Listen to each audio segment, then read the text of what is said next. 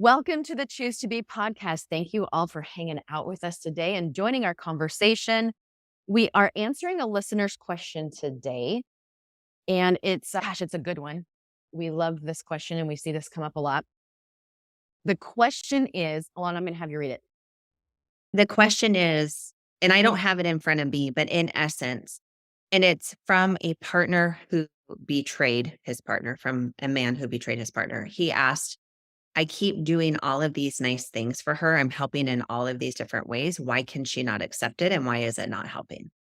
And we thought this is such a good episode to tackle for for both sides of it, because it can be confusing as the betrayed partner of he's doing these nice things. He's helping with the kids more. He's taking out the trash without being asked. He sees when I'm having a hard day and he's bringing home dinner. He's doing these things, yet I still find myself really angry with him, or I feel myself still pushing him away, or I feel really distant.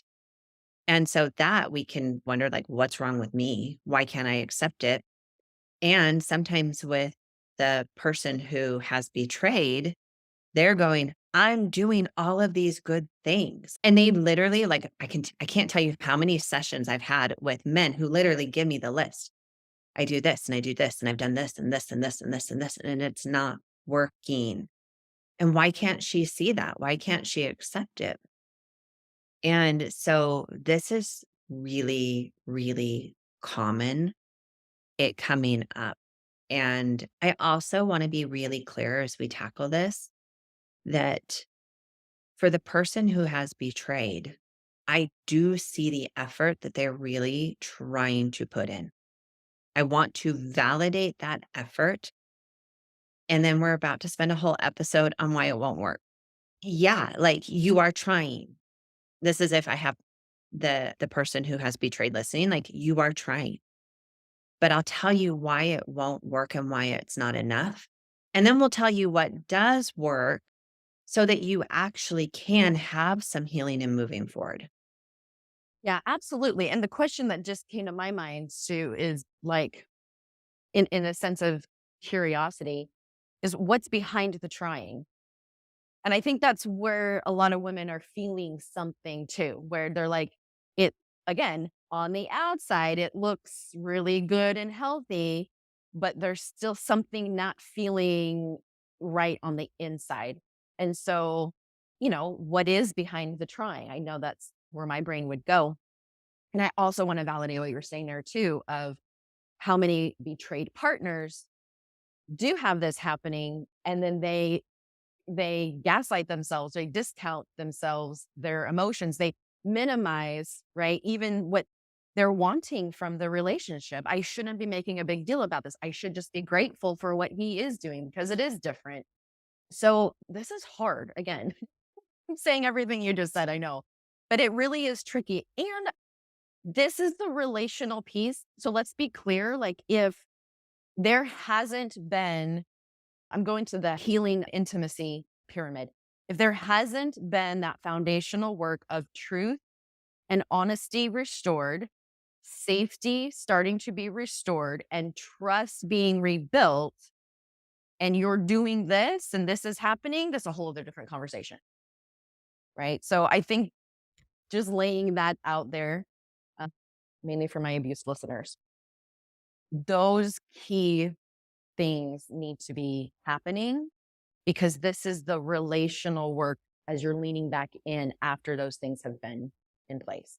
I appreciate you saying that, because that question you asked of like what's behind the trying, if we still have active lying, manipulation, gaslighting, then most likely the intentions behind it are going to be problematic. Self protection, trying to get you to change, manipulation. But if they really are trying to do the work and they have put some of those foundational pieces, or we're working on some of those foundational pieces, then a lot of the time our intentions, and now I'm setting aside the where the safety hasn't been created for those who have had levels of safety, enough safety to look at this. A lot of those intentions I have seen from partners are never black and white. there's usually a lot of pieces. There is still some self protection because humans are wired to self protect. That is part of our nature. So there is some of that. There is some of they do want to help you feel better. Sometimes that goes into a fix it place. Sometimes that is done with empathy and compassion. They don't want to be in pain. They don't want you to be in pain. They miss you. They miss the relationship. Like there could be a whole host of things, and it's never going to be one thing behind why they are trying. But if they are legitimately doing the work, okay, I'm going to say something. Amy's like, oh no, what is she going to say? That can be triggering.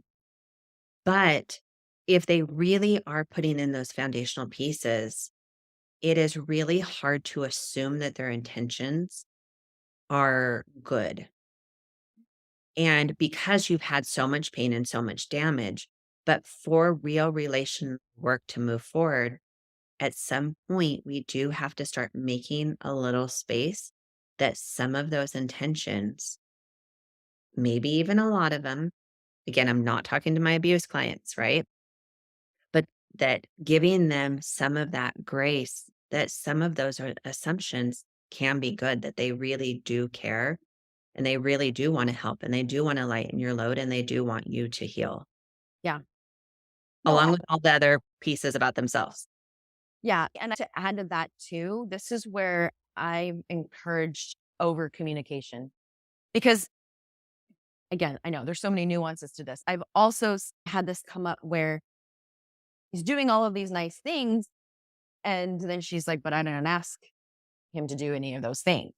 So he's again picking and choosing what he likes to do and then saying, "But I'm doing them for you, but I never really communicated that I want you to do those things for me." So this also is just like a relational piece, I think, in any relationship, compulsivity or not. But so I think that there can be a useful time for over communicating. And this can be really helpful in this situation as well. What would be beneficial to you? What would feel helpful and communicate clearly what that is. And then I even suggest asking, getting curious. Like, I'm noticing, here's the key to Bill Palmer. I'm noticing that you're doing this action. What I'm making that mean right now is this. This is a story that my brain's telling me right now. And get curious.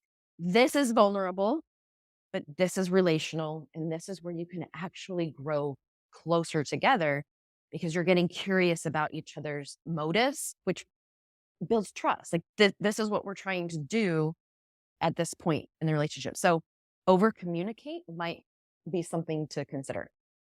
Yeah, I completely agree. And I think a lot of times the default, especially for men just in their social upbringing, that the default is I want to do things like very task oriented. The male brain is very what physical, actionable things can I do to accomplish whatever my goal is? And so that is the default of, okay. And a lot of times they don't slow down and think about it. They just go into that default of, okay, how do I fix this? And they start doing all of these tasks. But what happens? Okay, so something happens in the way we communicate.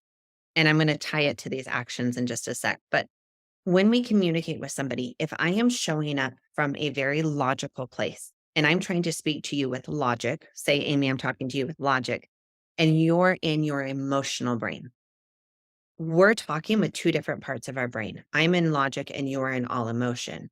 Now, if you come to me in all emotion and you're like feeling sad and hurt and you're trying to share this with me, and I'm just coming back at you with logic, you're not going to feel hurt at all.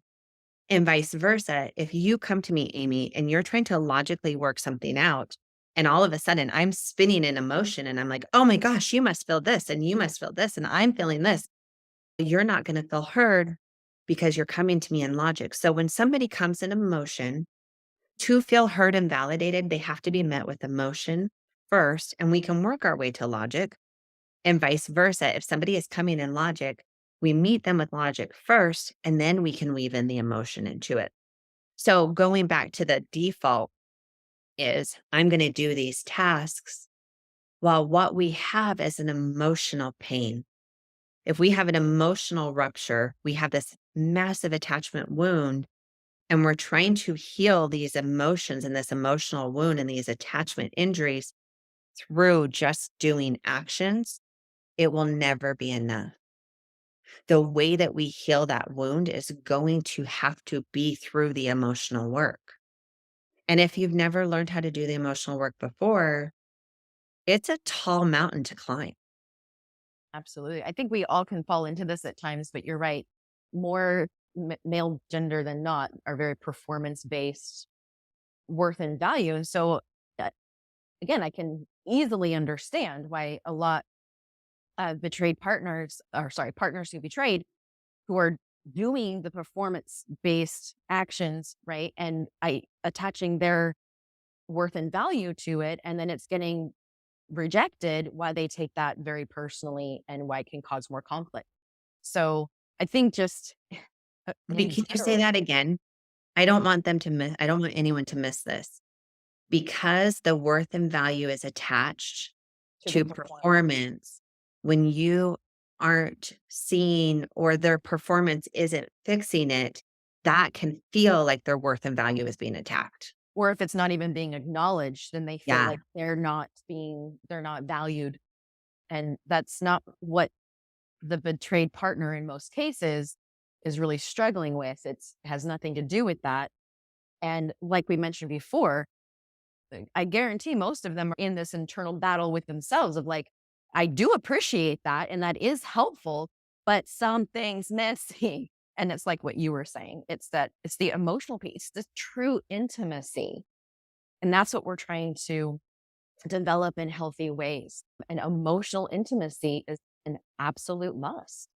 I put this I told Amy this already, but I put this in a 2-minute TikTok video because it was just on my mind, and I'm like, "Okay." And the TikTok literally starts with, "I need to do a whole podcast episode around this, but here's what I'm seeing and why it doesn't work." And what is so interesting to me is how many feelings that brought up with people who watched that.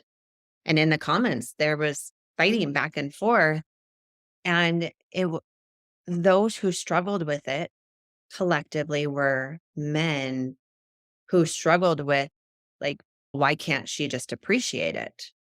And they had such a hard time being able to see the deeper level of why this was important. And I just want to say, if you are a man listening, if this is hard to hear, just like I promise you, hang with me because this work can change your marriage and it can change your life. And there are so many benefits to it. And I really think that men have been shortchanged in this way. And this is not asking you as a man to become feminine. It's not asking you to change who you are. It's not asking you to always be communicating 100% all the time in emotion, but it's inviting you to expand to a fuller, healthier you that men and women alike have work to do in this area.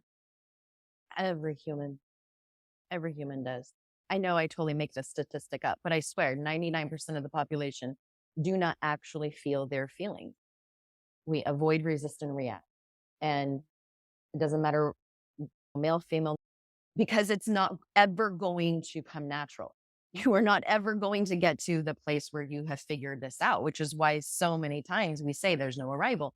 You are always going to be growing and nurturing this relationship. So at some point, if you want the kind of healthy intimacy in your relationship, this part needs to be addressed and leaned into So, individually and as a couple. yeah. Individually first. And I think that's what came to my mind when you were talking too, is like, this is real healing and recovery individually too.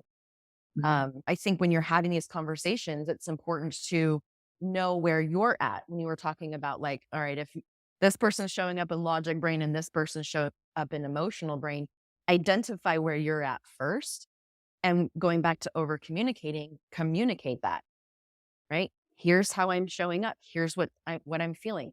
I do like how Vicky Tibble Palmer's model invites both. here's the facts, more logic, and then here's the emotion behind it. So I think that's why I always use that one. I think it's great to incorporate both, but knowing where you're at and then stating what you need from that person. You know what? I really appreciate you taking out the trash. Here's what I'm really needing. It's really interesting. And I don't know if this story is going to make our conversation more complex or more confusing, but when my husband and I are not emotionally connected, I get really, really upset and annoyed with what he is or isn't doing around the house. And I have learned because I've learned to do my work and really like pay attention to what's coming up for me. If I've noticed almost without a doubt, if we are really emotionally connected, very rarely am I getting upset about his contribution to our household and our kids if we are emotionally connected. If we aren't emotionally connected, the amount of things that I see and come up for me around what tasks he's doing or not doing becomes really upsetting to me. And now I know, like, oh, hey, Alana, this is what's actually happening is you're probably feeling disconnect. And so sometimes these things overlap. Like nothing in this world is actually black and white. Everything overlaps with everything. But this is where I've had to really look at what are my needs at any given time and what are the layers and pieces to that. Yeah. And just like the individual work, I have to get clear with myself because I go to my husband. This is if I'm not doing my work or not paying attention. And I say, hey, why didn't you do this and this and this and this? But really, for me, deeper underneath is why are we not making time to connect? Yeah. I Well, miss, I love that you brought that up because then what can happen is they're going again to that checklist. I'm yep. doing this and this and this and this and this. And then she's not happy. It's not working. What? Yeah, exactly.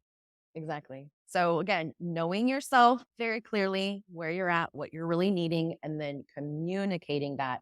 And look, it isn't a one and done, right? This is what I need today. Tomorrow, the need is going to be different. That isn't like that's normal.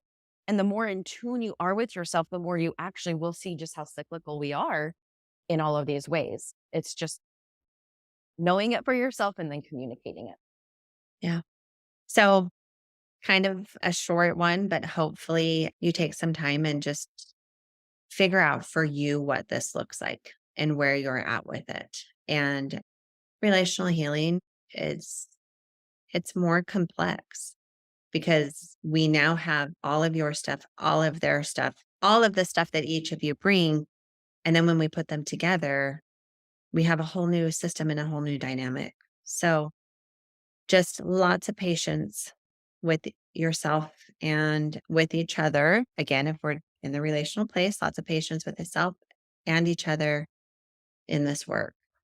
So, as always, Amy and I love having you with us. Thank you for joining us, and we look forward to seeing you next week.